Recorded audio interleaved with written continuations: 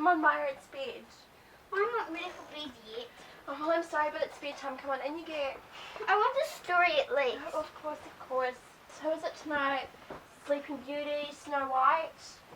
All boys do cool stuff like that. Girls just sleep and get married.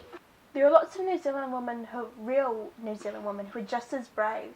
You can tell me stories about them. Alice Bull, Jane Austen, Pankhurst. You know about Pankhurst? She's not even the original suffragette.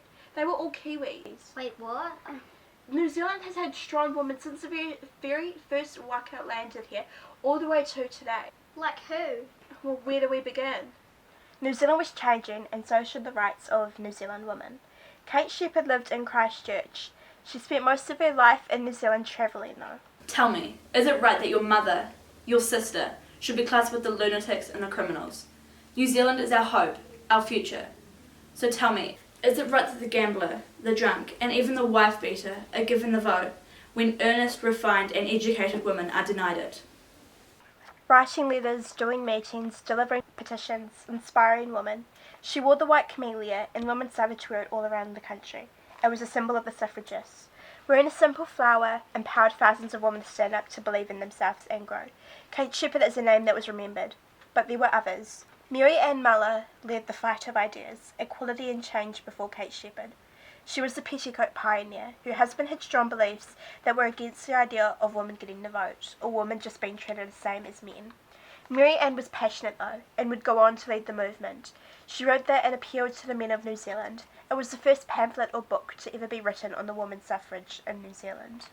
Nobody knew that this life-changing pamphlet or any of her letters were by her because of her husband. She wrote with the name Femina, changing the word behind closed doors. Mary Ann, what are you doing? Nothing. Nobody knew it was her until 1898, several years after her husband's death.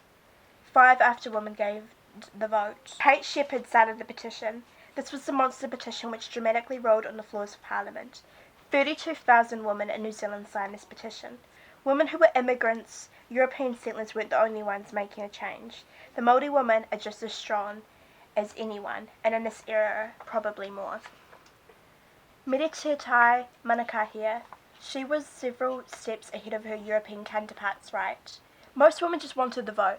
Medi brought bravery into her words and points. Many said she was one of the most radical but forgotten. Many didn't believe that just that women should get the vote, but she believed that the equality shouldn't just be for the European New Zealanders. She was more ahead than what her fellow suffragettes were. She told Parliament Māori women should be able to not just vote, but stand in Parliament too.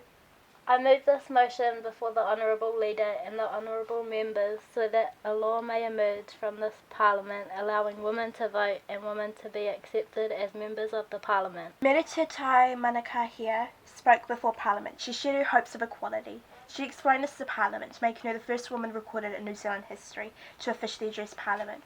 Medi was just 25 when women won the vote. All the suffragists were at least in their 40s, making her one of the youngest. Medi fought with passion. She died in 1920.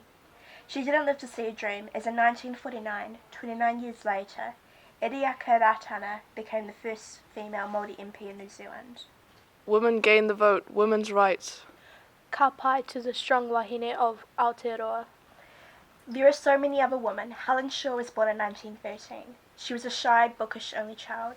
They had great dreams of being a star, a film actress. She read and thought about how the world could change through a single camera lens. She went to teachers' college but then became a poet. She had a style that was different. It was experimental, and she wrote about emotions, spirituality. She didn't even own a TV or a car. She never drove one. She did this all when all that she wrote about was of the scenery or cultural identity. And this was a time when only a man could hold a pen. People tried to change Helen's style of writing to make it normal. It was too different to be read by some. She still had short stories and poems published in New Zealand. She sent hundreds of poems to India and England. Helen wrote for over 50 years on what was important to her and a changing world she was living in. Wow, all New Zealanders? Yes, every single one of them. They fought with strength and bravery and kindness, passion and hope so that you can be a star just like them. I can be like them. Of course, Maya.